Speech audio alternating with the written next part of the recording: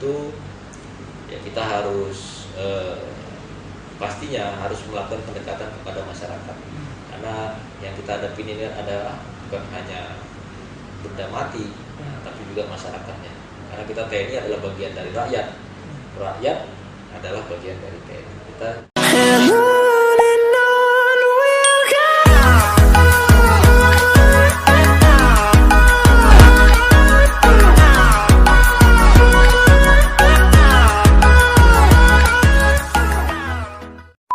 Assalamualaikum warahmatullahi wabarakatuh. Waalaikumsalam warahmatullahi wabarakatuh. Pemirsa ICTV yang saya cintai dimanapun berada, jumpa lagi dengan saya Amka Al-Islami, tentunya di program Toto Inspiratif. Di episode kali ini kita akan mengintip dan mengupas perjalanan dari seorang Pak Dandim, yaitu Bapak Tommy Radiansyah Lubis, yaitu Kepala Dandim Sarko 004 Sarko ya. Nah, ini agak terbatas saya karena panjang, jadi nggak apa-apa. Jadi kita akan mengintip gimana perjalanan dia menjalani seorang angkatan tentara nasional angkatan Indonesia, angkatan darat. Jadi kita akan bertanya gimana. Sebelumnya kita sapa dulu Pak Dandim. Gimana kabarnya Pak Dandim? Alhamdulillah baik. Dinda Angka, Angga Nah, Dinda Angka, alhamdulillah baik, sehat. Ya, menjalankan aktivitas di masa pandemi ini. Iya, betul. Kita harus tetap jaga kesehatan. Tetap jaga kesehatan Pak Dandim ya. Iya, imunitas harus terjaga pastinya. Ya. Ini kita ucapkan terima kasih kepada Pak Dandim yang sudah mengizinkan kita untuk bisa wawancara dengan Pak Dandim mengikuti perjalanan kami.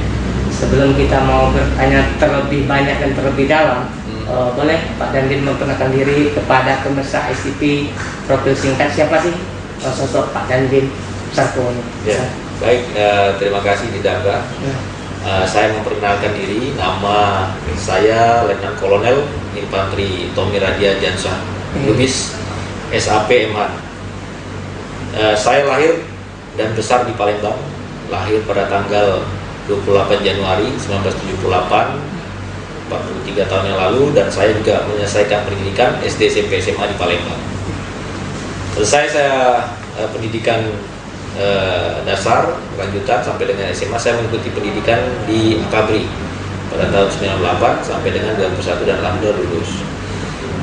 Saya memiliki istri dengan 2 orang anak, dan sebelum berada di Kodim 04 Sarko, saya sudah melaksanakan tugas di beberapa tempat, baik di Aceh, di Papua, di Ambon, dan juga berdinas di Bandung dan di Banten. Itu riwayat singkat saya sebagai seorang komandan Kodim 04 Sarko. Itu sudah banyak menginjakkan kaki selama bertugas nih Pak Kodim ya. Alhamdulillah, iya sudah Papua ya, Aceh sampai Merauke, baik tugas maupun dinas, iya, dari Sabang sampai Merauke. Iya. Jadi sudah sampai di sini ya. Sampai sekarang menjadi Dandim 04 Sarko di wilayah Kabupaten Merangin dan Kabupaten Sarulangun. Jadi 2 wilayah. 2 wilayah yang Dua kabupaten yang menjadi tanggung jawab wewenang seorang Dandim itu bukan hanya Kabupaten Merangin tapi juga Kabupaten Sarulangun. Jadi tanggung jawabnya cukup luas. Jadi kalau rentang kendali atau komandonya cukup jauh. Jadi kita butuh ekstra tenaga juga ya pasti. Oleh karena itu fisik yang prima untuk menjaga imunitas tubuh di tengah kondisi pandemi COVID-19 sangatlah penting. Ya. Jadi kalau boleh tahu berarti Pak Dandim lama besar dan di Palembang ya, Sumatera Selatan. Betul, saya lahir di Palembang. Tapi bapak saya kalau lihat lubisnya kan marga. Iya, itu saya. Kalau bapak saya dari Sumatera Utara. Iya, Medan ya. Tepatnya di Padang Sidempuan, Tapanuli Selatan. Tapsel, Tapanuli Selatan. Ya, saya kalau dulu waktu kecil itu sering diajak sama orang tua pulang kampung. Tapi setelah saya berdinas, karena waktu dinas kita ini terbatas, itu libur ataupun istirahat, sehingga saya sudah lama tidak kembali ke kampung halaman. Berarti saudara Pak Dandim dan Angga di Tapanuli Selatan. Di Tapanuli Selatan. Padang Sidempuan ya? Betul, di Padang Sidempuan. Jadi sebetulnya saya ada di tengah nih. Iya. Antara Palembang dengan Sidempuan. Iya. Utara dengan selatan, kita di tengahnya. Iya. Tepat kan? Tepatnya di tengah, betul. Nah, itu. Kalau boleh kita bercerita karir kok Pak Dandim dari awal itu mulai karirnya sejak kapan kok, dan apa cita-cita dari kecil? Besar nanti pengen jadi tentara atau gimana sih prosesnya dalam hidup? Memang semua orang pasti punya cita-cita, termasuk saya lah. Jadi saya itu bercita-cita ingin menjadi tentara itu dari kecil, Iya, kecil-kecil. dari TK, Oh iya, dari bukan dari SD, bukan dari SMP, dari TK. Sudah kepengen. Sudah.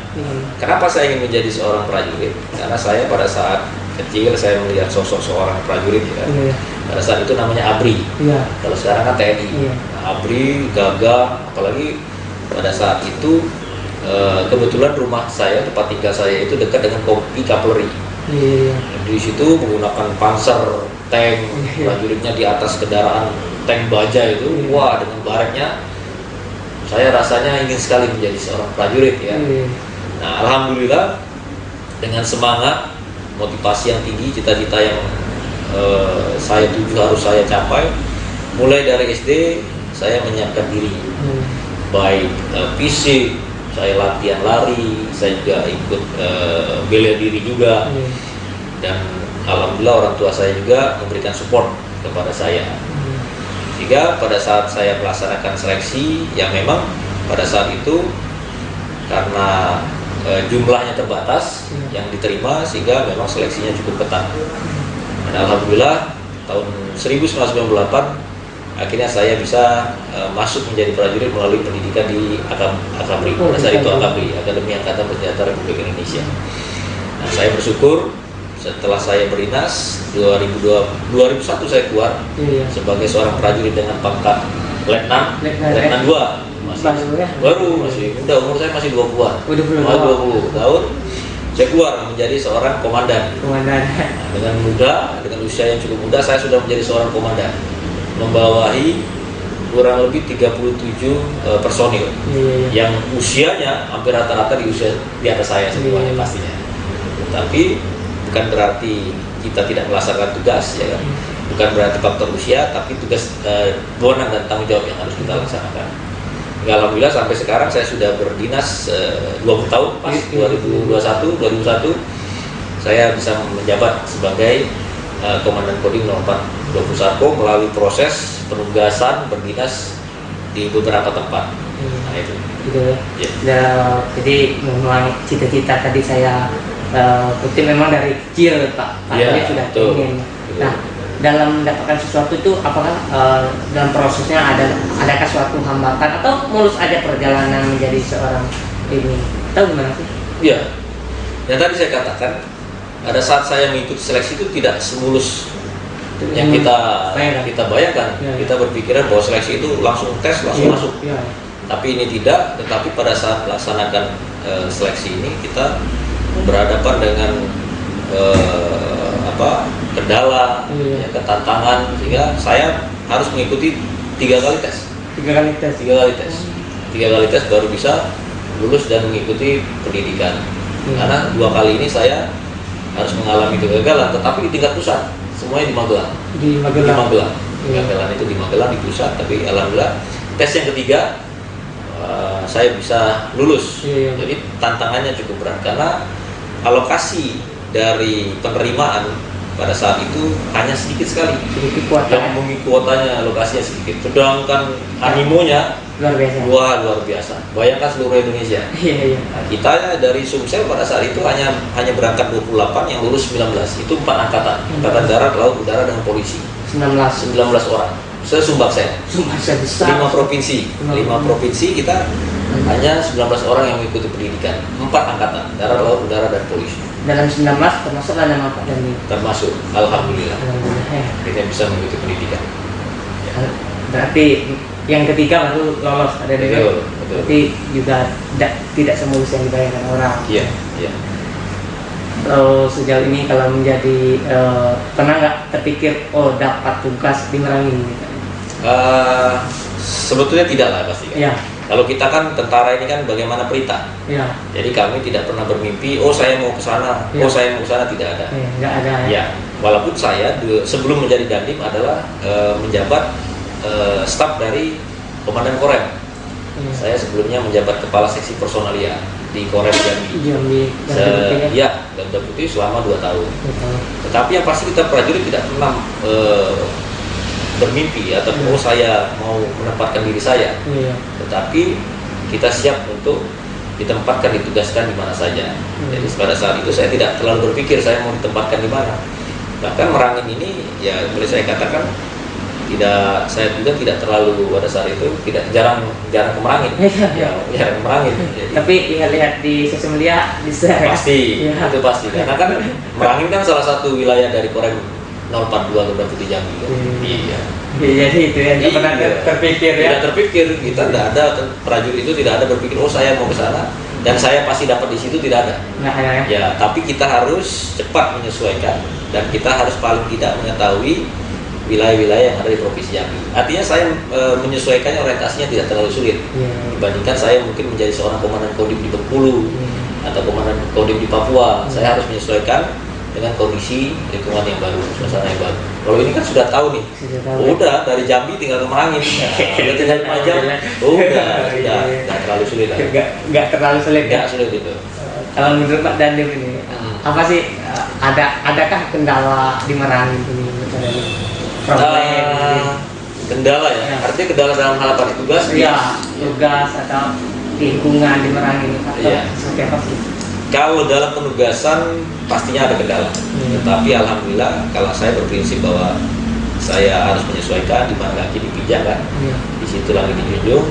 Yang pasti kita harus menyesuaikan dari adat istiadat, budaya, lingkungan masyarakat. Karena saya pun juga pernah bertugas di Papua, pernah juga tahun 2007-2008 pernah di Ambon, 2006-2007 pernah di Papua, 2002-2005. Aceh 2025, di Ambon 2006-2007.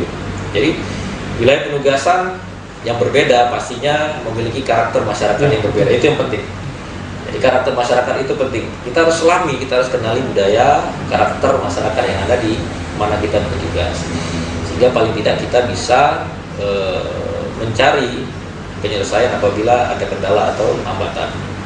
Di Merangin sendiri, yang saya rasakan Merangin khususnya, Merangin masyarakatnya sangat mengutamakan adat istiadat, musyawarah dan mufakat. Mungkin karena judulnya ya kan ada simbol itu, tali undang tambang teliti.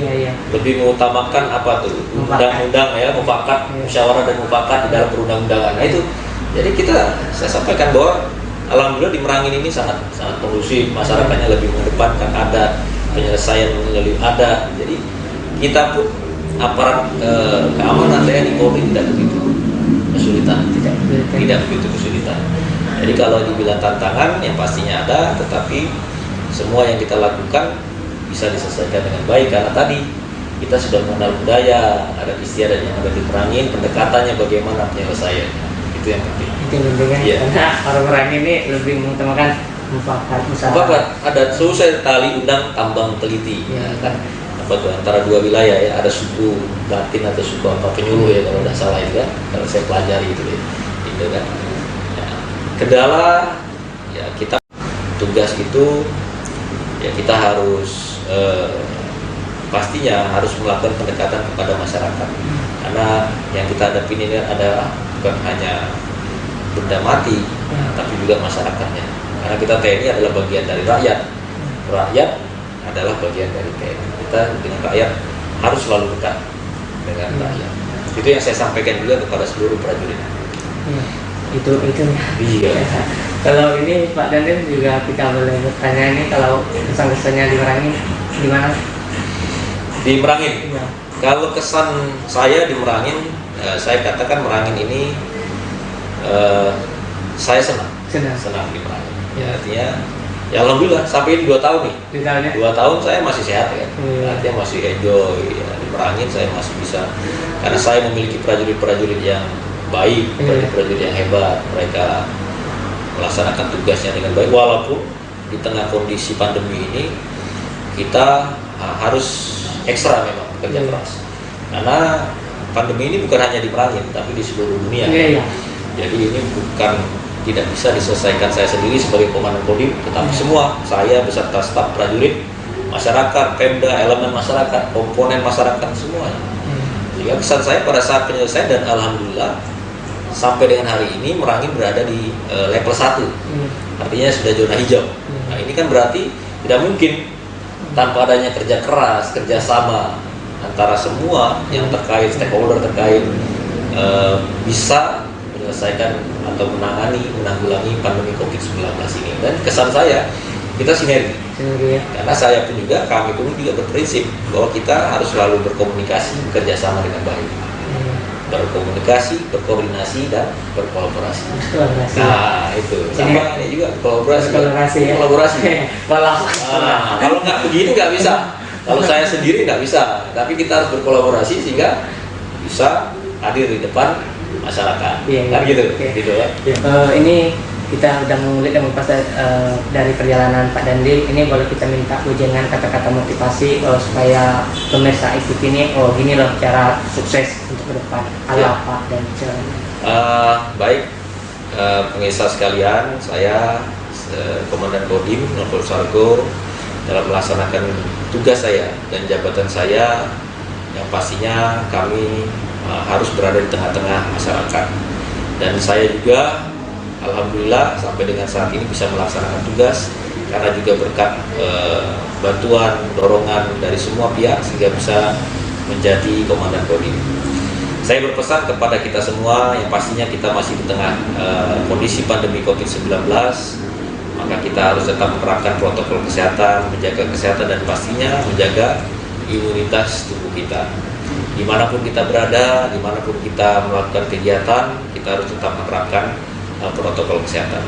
Selain itu juga kita dalam melaksanakan tugas yakin bahwa dengan kekuatan doa kita juga, dengan motivasi kita yang kuat, dengan kemauan kita yang kuat juga, dengan dorongan tadi diawali dengan doa, maka insya Allah apapun yang kita lakukan dengan niat tulus ikhlas bisa dilaksanakan dengan baik. Saya kira itu. Ya. Terima kasih atas kata-kata motivasi Pak Dandi. Terima kasih kita sudah mengizinkan saya. Kalau ada kata-kata saya yang kurang berkenan, saya mohon maaf. Mungkin hanya itu yang bisa kita intip obrolan inspiratif di episode kali ini. Kalau ada kata-kata saya yang kurang berkenan, kurang enak didengar, saya mohon maaf. Dan saya akhiri dengan wassalamualaikum warahmatullahi wabarakatuh. Waalaikumsalam warahmatullahi wabarakatuh.